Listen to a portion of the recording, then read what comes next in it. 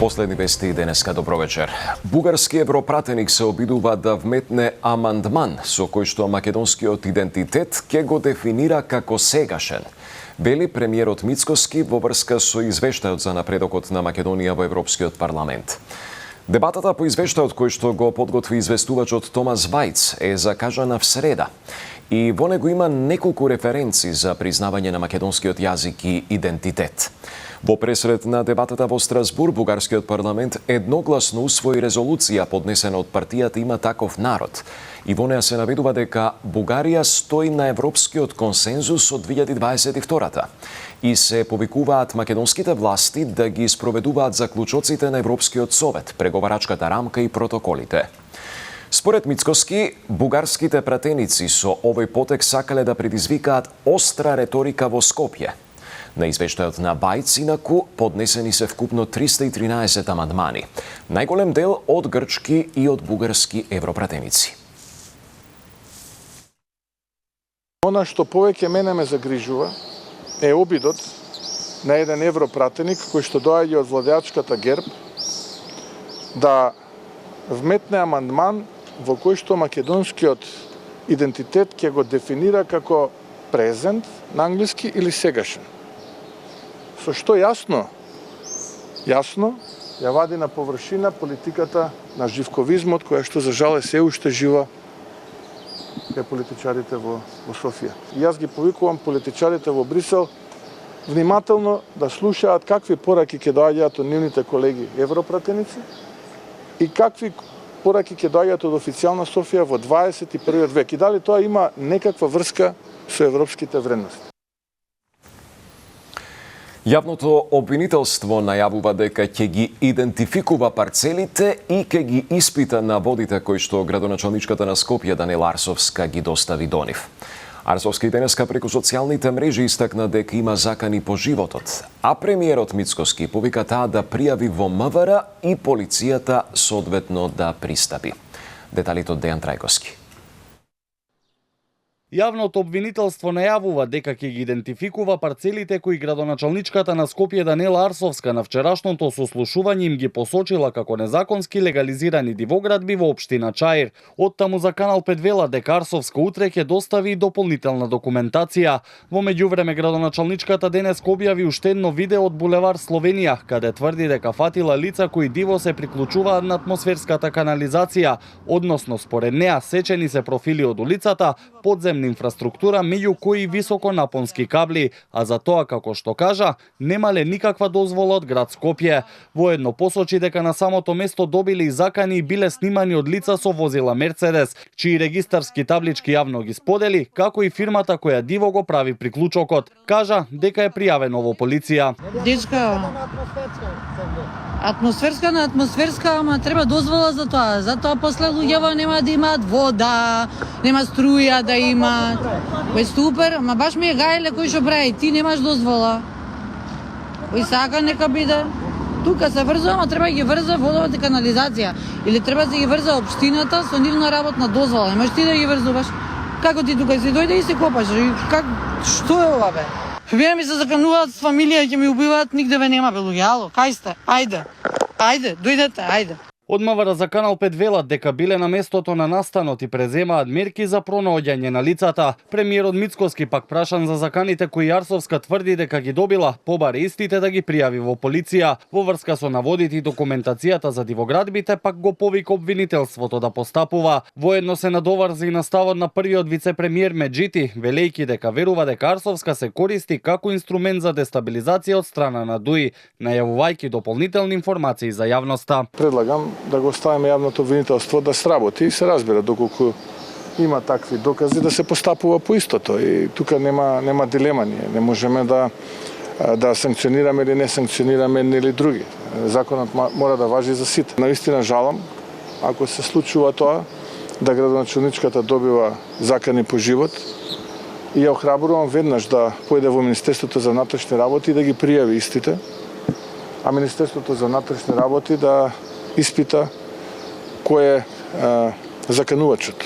и веднаш да постапува по истото. ВМРО ДПМН пред неколку дена сподели дел од кандидатите за градоначалници за предстојните избори, но сепак за Скопје засега останува мистерија. Мицкоски посочи дека кандидатот за главниот град ќе биде откриен кон средината на јули. Како најсериозни кандидати засега се споменуваат актуелниот градоначалник на Киселавода Орце Георгиевски и министерот за локална самоуправа Златко Перински. Председателката на ЛДП и пратеничка во Собранието Моника Зајкова утре ќе поднесе предлог закон за воведување една изборна единица и отворени листи. Од ЛДП велат дека бараат праведен и транспарентен изборен модел, кој што ќе обезбеди еднаквост на гласот на граѓаните во изборот на нивните представници. За поголема транспарентност, поголема одговорност на избраните представници, како и посилна демократија. Ги повика сите политички партии, како и граѓанскиот сектор, на отворен диалог и заедничка работа, со цел, како што се вели, конечно усвојување фер, праведен и современ изборен модел.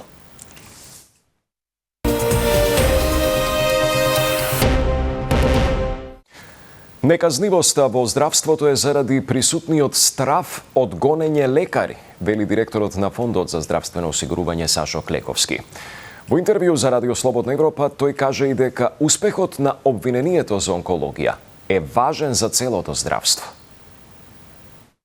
Да нагласам дека ова е прв пат во Македонија да има процес во здравството за ваков тип на криминал, бидејќи сите случаи на одредени кривични дела во здравството биле или за индивидуално мито, или за груби лекарски грешки. Сега немаме гонење за вакво кривично дело и мислам дека е порака до целото здравство дека доколку има такви криминални дела, тие мора да престанат ќе бидат гонети. Неказнивоста во здравството е заради присутниот страв од гонење на лекари. Сторијата на Канал 5 за 4 деца близнаци родени во семејството Зикови во Штип ги поттикна хуманите луѓе и организации да им помогнат и да им изградат нов дом. Дел од нив велат дека позитивната приказна е убав символ на градот Штип, а ги повика и останатите граѓани и компании да донираат. Мирјана Мирчевска-Јовановиќ. Најубавата приказна за минатата година за радоста во семејството Зикови, за рожбата на 4 деца, Леонтина, Михаил, Ведран и Теодор, ги потикна хуманите луѓе и организации да им помогнат и да им изградат нов дом. Таткото Александар е единствено вработен. Мама Благица раскажува дека сака да работи. Но е тешко и иако четворката оди во градинка, секогаш некој од нив останува дома. Тие се срекни што од општина Штип добиле донација земјиште и документи за изградба на куќа, но сепак им е потребна помош за изградба на домот. Близнаците со мали чекори на местото каде што треба да имаат нов дом, а радоста е уште поголема што ова семејство со години чекале принова. Најсрекна е тетка Зорица, таа секој слободен момент го користи да им помогне во чувањето на децата. Градежен материјал кој колку може ова да ни помогне за да изградиме нешто на овај плац да има за децата. Живееме во куќите на мама и на тато, али таму кај со тек на времето како растат децата ќе биде тесно. 9 души од една куќа малку е проблем. Пристапот е многу комплициран, имаме многу скали, која сопруга на работа за градинка мене ми е многу тешко за да ги симнам доле сите четворуица. Во градинка па добри. Добри сакат да одат, а и некогаш некад да се врнат дома. Знаеме да плачеме пред да се земеме.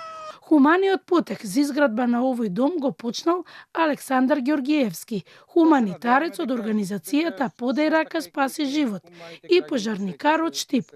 Помогнал на многу семејства.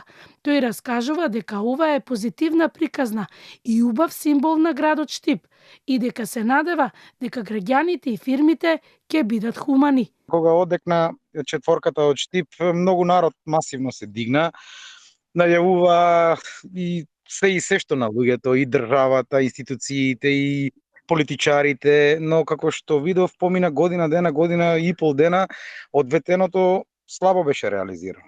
да се надеваме дека свеста кај хуманите граѓани ќе се разводи. Станува збор за 4 златни дечиња, близначиња. Сигурен сум дека ќе успееме. Сите оние кои сакаат да донираат, може тоа да го направат на телефонскиот број 143 999 за сума на 6.000 денари на жиросметка на фондацијата. Тоа беше се. Пријатна вечер.